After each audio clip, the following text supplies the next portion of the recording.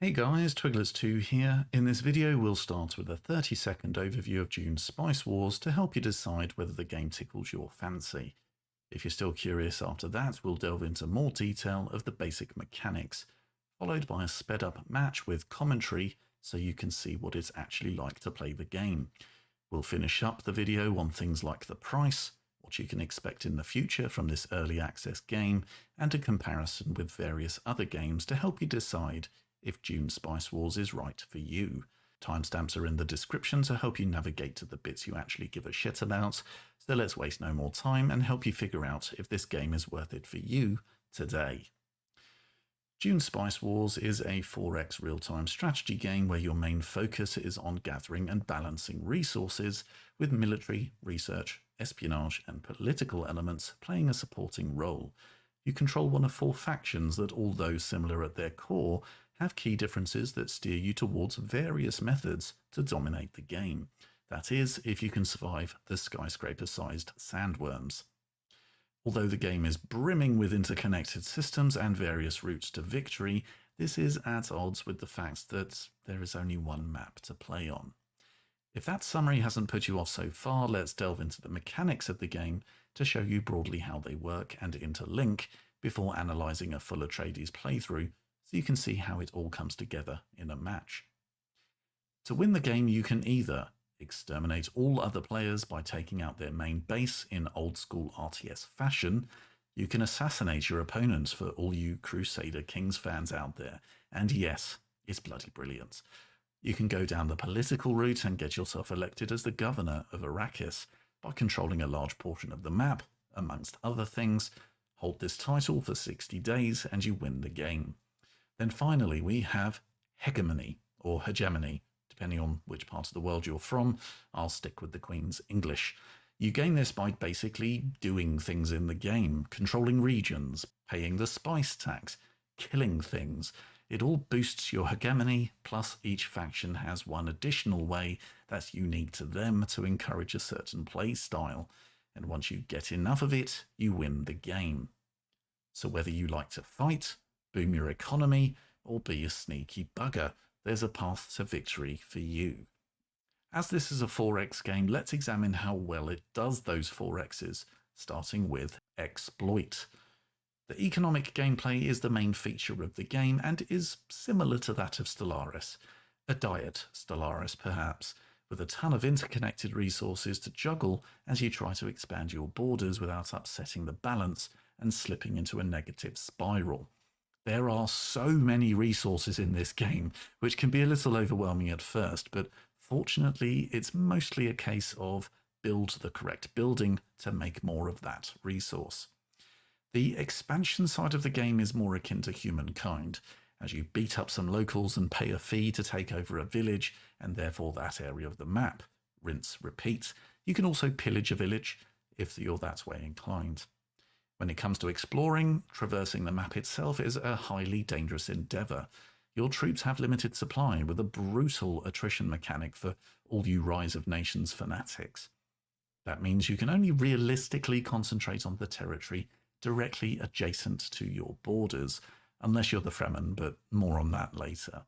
Then there are the sandworms that occasionally pop up to consume units or entire armies that aren't safely in the range of a nearby village. Then we have the final X, exterminate. You command your troops in real time, much like Age of Empires. Although some units come as a group, you never have many units to handle, and overall the real-time battles are more like small-scale skirmishes, with a small variety of melee and ranged units that can provide each other with bonuses. Oh, and there are nukes.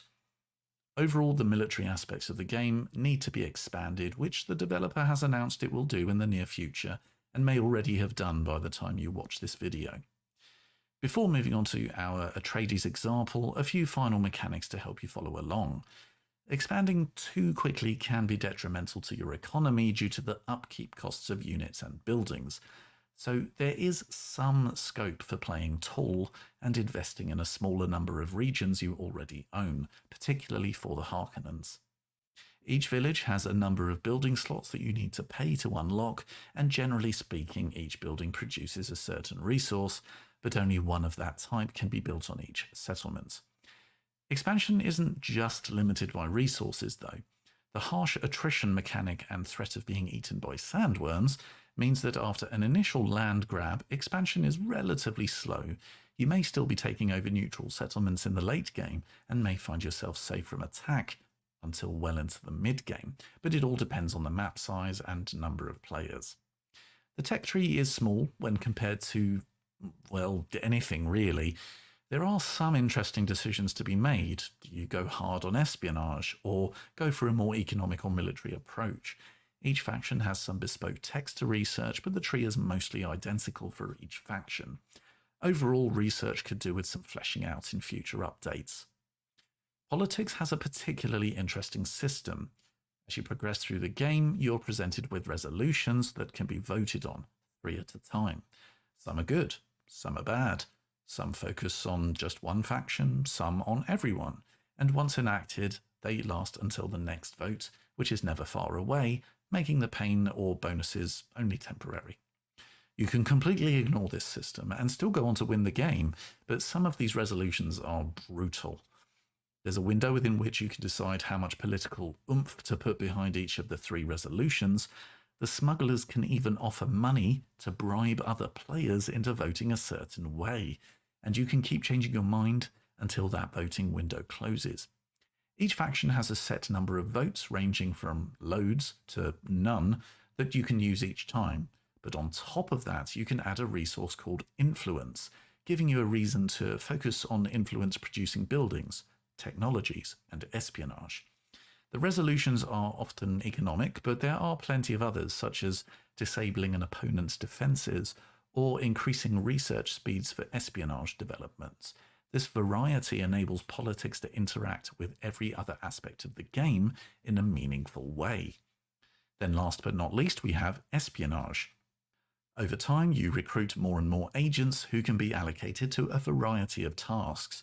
Assign them to an enemy faction to reveal details such as how much influence they could spend on the next set of resolutions so that you know how much to spend yourself, or to not bother at all. Assigning them to counterintelligence will defend you against other agents, with a chance to capture them and hold them for ransom, or even convert them to your cause. Finally, you can assign them to infiltrate one of 4 organizations. Each one generates a different resource, but also unlocks missions, which can range from a supply drop to help heal and resupply your troops away from home, to setting up an assassination to win the game, along with nukes and many other missions that can help you or hinder your opponents in a variety of ways. Everything I've mentioned so far only scratches the surface. There are small bonuses littered about everywhere, so you can spend time min-maxing to your heart's content to try and get that little bit extra out of your economy. This game is an interconnected web of awesome. So if you like to harvest resources and tinker with things to maximize efficiency, this game is perfect for you. Now you know the basics, let's watch a sped up Atreides playthrough to show you how all of this detail comes together in an actual game. Right, let's get into a game of Dune Spice Wars. We've got the 4 factions to choose from here. We're going to go with Atreides, and down the left hand side you can see all of their special attributes. Pause the video if you want to have a good look at those. Then on the right we have to choose from 2 councillors. They each have their own bonuses. I'm going to go with those 2, they seem pretty cool. Change a few settings and let's get into it. Now each faction starts with a Thopter, it's this little flying guy. They are essentially your scouts. I'm going to queue up a new one, and I'm going to queue up some 2 military units as well. Now the Thopter is going to be revealing the map for me. I'm going to navigate them up here because I can see a bit of purple there, which is a spice field. Very important to get one of those up and running as soon as you can. You've also got a bit of auto scout as well. They'll basically be doing this for the rest of the game. Now what they do is they'll locate a village. Once you scout that village, you can then send your troops there, take out the local militia, and then you can take out that village, and by doing so you will then take over that region, rinse, repeat, and you get your little empire. Each region has special attributes, so you have a look at those to kind of decide which ones you want, and when you do get them, what do you want to build when you're there? It makes sense if it has a bonus for plascrete, which is your building material, to build a plascrete factory there because you'll get more out of it. There's also a bit of a peaceful annexation that we can do. That's only because we're Atreides, and otherwise we're going to send our troops to take out the other villages like this one here. Quick look at the map there just to see what's around me, see where I might want to go next. There's a sandworm warning because those guys are on the sand, but the dark patch there is actually rock that's safe from them, so fortunately that time all I needed to do was move them a little bit and they are now safe. I can annex that, which has a spice field, and I can get a refinery up and running at last. Very important. Now that takes me to the top left. You'll see a little sliding bar with a little bit of gold at the top and purple at the bottom. Now to get the spice, we've got to send out the harvester. He's going to go on this little flying guy here. It's important, I think, to set them to auto recall. What that does is reduces how much spice they actually collect, but it means that if a sandworm comes along, which does happen regularly, instead of them getting eaten up, 90% of the time they'll automatically get picked up without you having to do anything. You can do it manually, but whenever I've done that, I've never been able to do it quick enough, and the sandworm gets hit each time. Now back to this slidey bar in the top left. Basically, the more purple it is, the more spice you're keeping for yourself to pay the spice tax. The spice tax comes along every now and again. It gets bigger each time, and you don't have to pay it, but you do want to, because you do suffer some pretty bad consequences if you don't. But later in the game, once I feel like I've built up quite a lot of spice, I might tweak that bar as we go so that I get more Solaris, which is basically gold in this game, and it's basically something that you keep tweaking throughout the game to make sure you've got enough spice, to make sure you've got enough Solaris. Obviously, the more harvesters you get out there, the more you're collecting, the easier everything is anyway. And there is an exchange rate that changes a little bit throughout the game just to add a little bit of extra flavor. A quick mention about discoveries. You'll see here I'm just getting to the end of one and I'm collecting a little rewards there, and then we can look around the map. They're dotted around everywhere. It's pretty random, really. You get a small reward, you get a choice of 2 actions, so it is quite annoying to have to do this throughout the game, particularly at the end when there's so much going on, but the rewards are pretty tasty and you get to choose them throughout, so basically it is worth doing, although it is a little bit annoying. It would be nice to automate it a bit, but you might get some resources, you might advance a bit of research a little further than you would have otherwise. You do get storms on Arrakis, unfortunately. We have 2 here to show you. They damage buildings. They can kill entire armies if you're not careful. They appear at random. They move reasonably quickly around the map, so you've got to be careful to avoid them. It's our first little look at the Landsraad. We've got a few resolutions there to choose from. We can't actually vote on them yet. It does give you a heads up before you can vote on them. And here we can see the Empire is slowly expanding. And in each village here, I've got probably 2 or 3 buildings in each one. I'm trying to build them up quite equally so as not to upset the balance of my Empire. The resources at the top there, they really can go out of balance quite easily. Here's our tech tree. Probably the bit of the game that needs to be fleshed out the most, but it's okay. There are some interesting decisions to be made here. In this particular run, I was focusing on getting my agents quickly and more of them quickly, and a couple of the purple researchers in the top left there actually double the speed at which you get the agents, so that's great. You've also got a bit of military, a bit of economic as well. Here we've got the espionage screen. I've got 5 agents there. 2 on Arrakis, 2 on Landsraad, and 1 on the Harkonnens.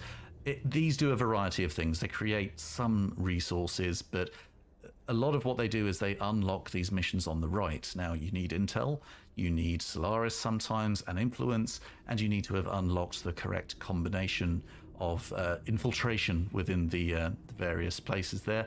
But basically, those missions range from really quite basic scouting to resupplying your troops, making your enemy troops weaker, right up to deploying a nuke or even assassinating to win the game. So they really are very useful. And as we get a little bit further into the game, I've set up some airfields here. You can see some guys getting dropped off. Far safer, it protects them from sandworms, and I just built up a missile defense there. And hopefully you get to this point where you're beating up the enemy base. They're very tanky, it takes a long time, but you can get the victory there. That's what we're aiming for. Now that was a very sped up but full game of Dune Spice Wars. So that's how you play as Atreides. You can peacefully annex villages, and you have a bunch more votes in the Landsraad. But what about the others? The smugglers can pillage neutral or enemy villages for resources and hegemony. The best part is they can build in opponents' villages to generate resources without them knowing, or plant a bomb for when you attack the settlements, and many other things. You can even bribe others to vote your way in the Landsraad. If you like to manipulate other players, or steal stuff from under their noses, if you like snipers, you'll love the smugglers. The Fremen are for those who play RTS games and are happy to dip a toe in the 4X genre. The units are strong, and you don't have to worry so much about the political or espionage side of things. You can concentrate on riding sandworms around the map to flank your enemy with strong infantry and build up water reserves and alliances with other locals to progress towards the hegemony win. If you like to oppress your citizens for profit, the Harkonnens are for you. They are in fact the tall faction, encouraging you to invest in your own villages with various ways to increase their output while battling your Atreides rivals for votes in the Landsraad. Their troops are powerful, and you're actively encouraged to sacrifice some of them for the cause, but the most fun is to have in espionage operations, as you receive a hegemony bonus each time you start one. Before we look at the recent and future updates, how much are they charging for this game in early access? Right now it's $30, £25 or €30, but there was a 20% discount recently, so we may see more discounts in the future. The game isn't due for full release until sometime in 2023, at which point we can expect an increase in price. So if you've made it this far, the question is, do you buy now while it's an early access price, or wait for the game to be fully fleshed out and pay full price? Hopefully the summaries ahead will help you decide. But before our final summary, let's take a look at the recent changes to the game and those that have been announced for the future. As an early access game, it's in a constant state of flux. For example, the developers recently updated the game to include multiplayer, along with a whole host of balancing tweaks and some reasonably big additions to the game, RIP Spice Freighters. They've also announced an update that will include an entirely new faction, House Corrino, which just so happens to be the Emperor's house.